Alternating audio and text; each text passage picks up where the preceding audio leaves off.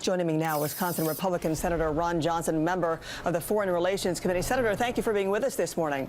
Good morning, Francis. Well, you've said in the past that the president needs this new authority to deal with ISIS. So does this new AUMF go far enough in giving him the authority that he actually needs? Well, first of all, I certainly appreciate the fact that President Obama has finally provided some language to Congress and that Congress is going to be involved in this thing. And we're going to take this responsibility very seriously. Let's face it, we're being asked to authorize the use of the finest among us to try and defend our freedom and protect this nation. So this is going to be something we're going to take seriously. But the authorization is really the last step in the process. You have to realize that the first thing that I want to hear from President Obama is I want to make sure he's committed to whatever he sets out as the goal. And I know he said it's degrade and ultimately defeat ISIS. I'm not sure what he means by ultimately defeat.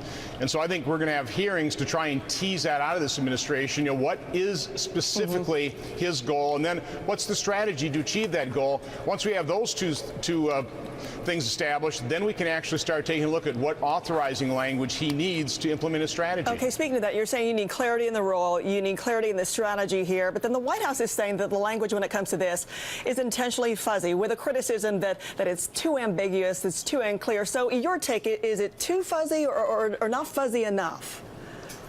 Well, again, I don't really want to get into the wording of this AUMF because I'm not sure this is the one we're going to actually vote on. From my standpoint, once we establish the goal, know exactly what we're talking about, once we have the strategy, I think the authorization is going to be pretty easy. But listen, I want to have an authorization that won't hamstring either this president or future presidents. And I also want an authorization that sends a very clear signal to our enemies that we are going to defeat them. I don't want any ambiguity in there whatsoever. For example, when President Obama surged in Afghanistan and in that same message basically said, then we're going to come home in 2 years, that makes it very difficult, for example, citizens of Afghanistan to join the effort, makes it very difficult to win that battle. So I need to see a 100% commitment by this president to whatever goal he establishes. Oh, well, you said we were really a long way from a vote on this. So let's talk about the sense of urgency, in your opinion, in passing this sooner rather than later, and how that comes into play. And essentially, you're saying we need that definition now. Right. Isn't that the definition we needed before? Is that what you're saying? Well, let's face it, the president is relying currently on current authorizations for use of military force to engage in the military activity he's engaged in right now. So, you know, really he's coming here, I think, for the debate. And I think that's good, and we should be doing this. We should be discussing this. But again, discussing the language of the authorization is the absolute last step in the process.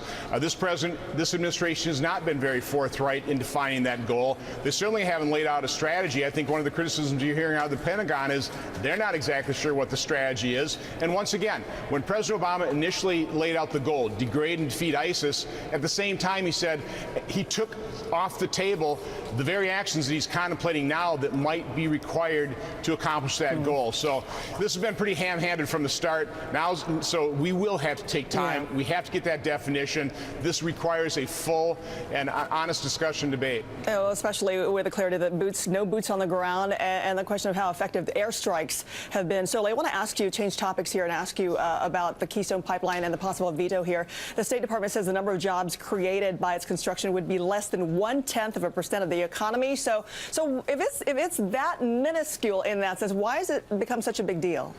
Because it's one of the things we'll keep downward pressure on energy prices, which is a good thing for our economy.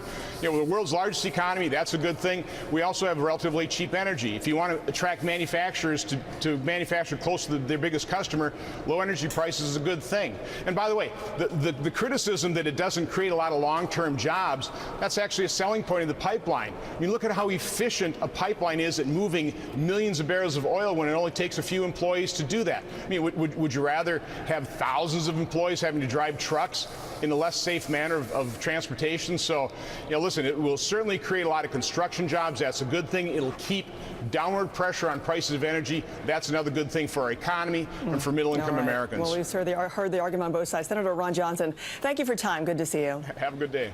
Well, after the break.